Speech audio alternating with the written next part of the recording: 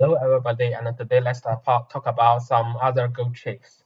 And today's topic is about this.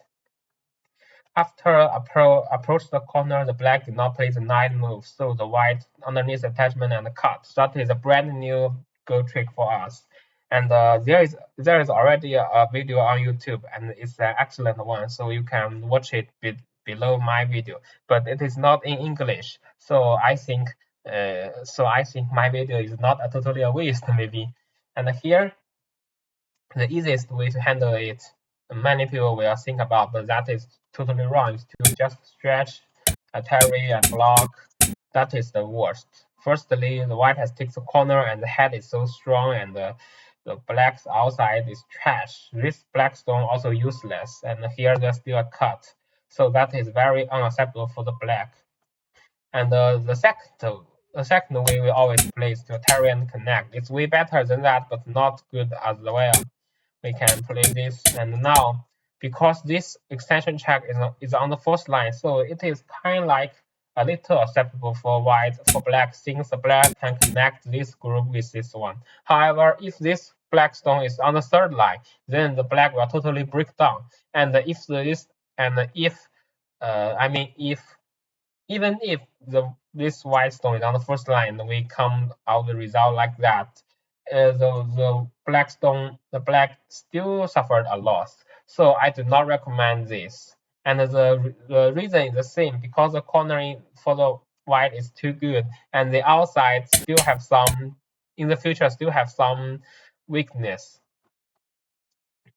And now we can talk about some good moves. The most easy one to handle this is the parry and the parry, and your opponent will stretch and you connect here. Remember to connect here, not here. That is same thing from the previous variation, and that is not good. So you can connect another direction. Your opponent will have three choices. Firstly, maybe turn here. That is bad. His corner is being limited seriously, while your influence is good. And look at this shape. That is so beautiful a shape. And your opponent will maybe play here, and then you can block. And your opponent have two choices. Firstly, to take, and then you make a tiger smile to block him. And now I guess the connection has been better outside, and we can call it a day for this variation. Your opponent can also play this, and here you can block and make a tiger smash here. Your shape here is excellent, and you have influence here. But your opponent's corner is much more better than before, and we can see it is both acceptable for players. And apart from this simple way to handle the puzzle, we have some other way that can be a little complicated, and that is also good. There is an old school saying goes like that: when come across the cross, you can see the cross.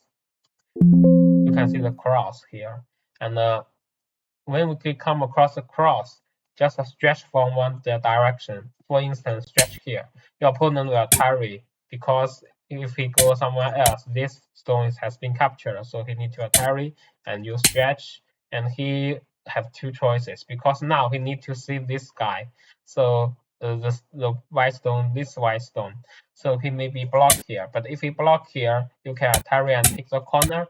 The corner has been saved now, two eyes clearly, but for the outside, there are two group of white stones.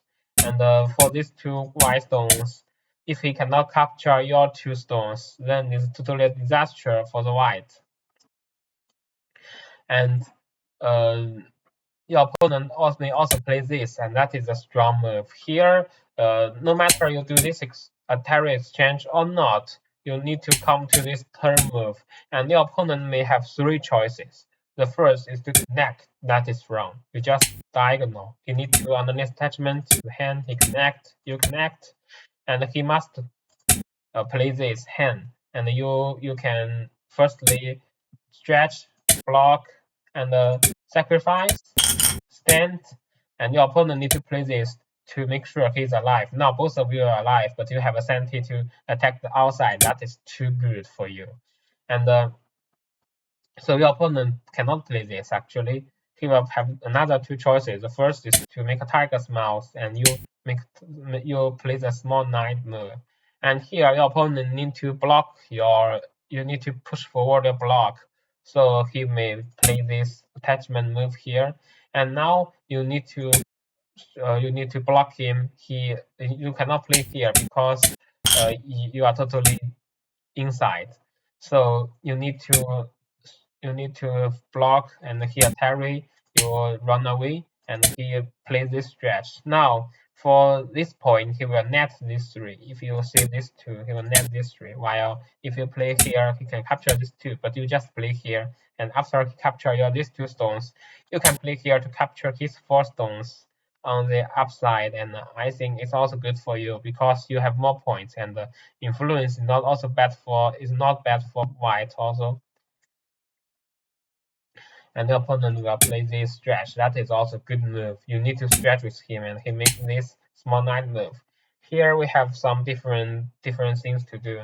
And if you want to keep the points and just to fight in the center, you can tarry and take. And now your opponent will handle two groups, and there will be a fight in the corner. While if you are some guys who do not care about points very early, very much, you can play this diagonal to sacrifice a corner. Your opponent will connect, and you can just hand and connect outside. And the opponent, after opponent's hand here, this four black stones has been dead, but it is not dead so dead but not dead yet, because in the future there is still something you can do, and you can just go somewhere else now because opening is so many valuable places to go. And personally, I do not like that because the white point is so much. If we do not make something here immediately, and but the AI thing that like that influence outside is so strong, and it is not playable. It's kind of like playable now.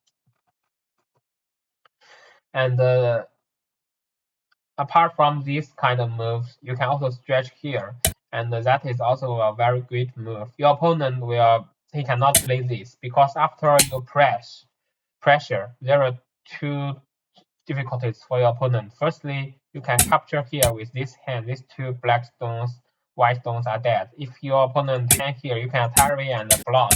These stones are also dead. So GG for your opponent. And if your opponent choose to block here, that is better. You stretch, and your opponent must do cramp here.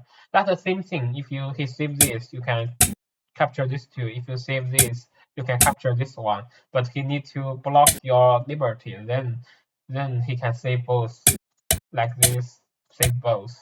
So now you need to sacrifice these two black stones now. A parry, cramp, and a parry. I will not talk about this again because we have talked about it before. We have just go back to what we have talked about before. That's variation, and we just a parry and a parry. So the third variation is really interesting. Your opponent can play this diagonal move. That is quite interesting, very interesting. And you can see like that. I still play this stretch, and now for A I can capture this. For B I can capture this. But your opponent will save this first, and after a parry, he cannot connect because that's captured. He can play here, and you take. You actually capture this stone, but you can find like that your corner. These six black stones still have not have two eyes, and it is still a battle outside. So that is really an interesting thought, and you can try it in your real game. And okay, that is today's video about this underneath attachment and cut trick, and hope you can enjoy this video. And we will meet you again in next video.